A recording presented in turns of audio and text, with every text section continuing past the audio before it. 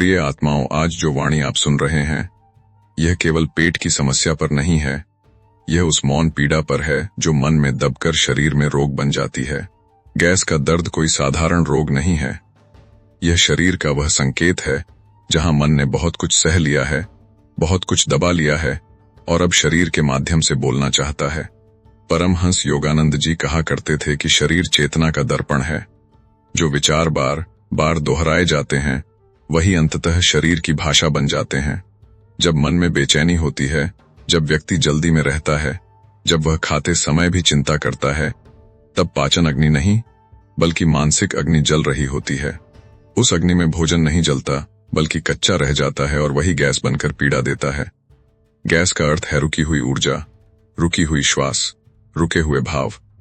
जिस दिन आपने खुलकर हंसना छोड़ दिया, जिस दिन आपने अपनी बात कहना रोक दिया, उसी दिन पेट ने भार उठाना शुरू कर दिया। बहुत से लोग पेट को दोष देते हैं, पर वास्तव में पेट बहुत सहनशील होता है। वह तब बोलता है जब मन थक जाता है। योगानंद जी कहते थे, मनुष्य जो सोचता है वही श्वास बनता है और वही श्वास अंततः शरीर का स्वास्थ्य तय करती है। जब श्वास छोटी हो जाती है तब प्राण नीचे तक नहीं पहुंचता। नाभि क्षेत्र जीवन की शक्ति का केंद्र है। वहां जब प्राण नहीं जाता तब सूजन, गैस, भारीपन और बेचैनी पैदा होती है। अब इस क्षण जहां आप बैठे हैं वहीं अपने शरीर को दोष देना छोड़ दें। आंखें बंद करें, रीढ़ को सीधा रखें, नाक से धीरे धीरे श्वास लें। श्वास को पेट तक जाते हुए महसूस करें। कोई जोर नहीं, कोई जल्दी नहीं। और श्वास छोड़ते समय ऐसा अनुभव करें जैसे वर्षों का बोझ बाहर निकल रहा हो। मन में कोई संघर्ष न रखें, केवल साक्षी बने। योगानंद जी ने सिखाया कि शांति बाहर से नहीं आती, वह भीतर से फैलती है।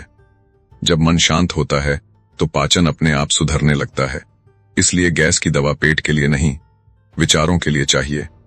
बहुत बार गैस उन लोगों को होती है जो बहुत जिम्मेदार होते हैं, जो हर किसी की चिंता अपने ऊपर ले लेते हैं, जो सबको खुश रखना चाहते हैं और स्वयं को भूल जाते हैं। उनके पेट में हवा नहीं, दबा हुआ भाव होता है। वे बाहर से मुस्कुराते हैं और भीतर से सिकुड़ते रहते हैं।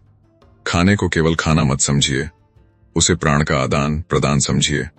जब आप तनाव में भोजन करते हैं तो आप तनाव को ही निगलते हैं। योगानंद जी कहते थे कि भोजन से पहले कुछ क्षण मौन रखो, क्योंकि मौन में पाचन शक्ति जागती है। जो भोजन कृतज्ञता से खाया जाता है वह औषधि बन जाता है। अब कल्पना करें कि आपका पेट शांत है, उस पर अपना हाथ रखें। वहां कोई शत्रु नहीं है, केवल थका हुआ मित्र है। उसे प्रेम दीजिए। भीतर ही भीतर कहिए, मैं तुम्हें सुन रहा हूं, मैं अब खुद पर अत्याचार नहीं करूंगा। गैस का एक बड़ा कारण क्षमा का अभाव भी है। जो व्यक्ति भीतर से किसी को माफ नहीं कर पाता, उसका पेट हमेशा कसा रहता है। आज उन सब चेहरों को याद कीजिए जिन्होंने आपको दुख दिया। कोई संवाद नहीं, कोई बहस नहीं, केवल मन में कहिए, मैं तुम्हें क्षमा करता हूं ताकि मैं मुक्त हो सकूं।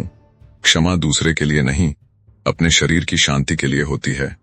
योगानंद जी कहा करते थे कि क्षमा वह प्राणवायु है जो रुके हुए स्थानों को खोल देती है। जहां क्षमा आती है वहां गैस नहीं टिकती, वहां रोग नहीं टिकता। अब धीरे धीरे श्वास लें और छोड़ें। अनुभव करें कि पेट हल्का हो रहा है, जैसे कोई गांठ खुल रही हो, जैसे भीतर जमा हुआ दबाव पिघल रहा हो। यह केवल कल्पना नहीं है, यह चेतना की क्रिया है। शरीर चेतना को तुरंत सुनता है। याद रखिए, गैस का दर्द यह सिखाने आता है कि जीवन को थोड़ा हल्का लो। हर बात को पकड़कर मत बैठो, हर विचार को सत्य मत मानो, हर चिंता को अपना मत बनाओ। जब मन हल्का होता है तो पेट स्वतः हल्का हो जाता है। जब श्वास गहरी होती है तो प्राण स्वतः बहने लगता है, और जब प्राण बहता है तो रोग टिक नहीं पाता।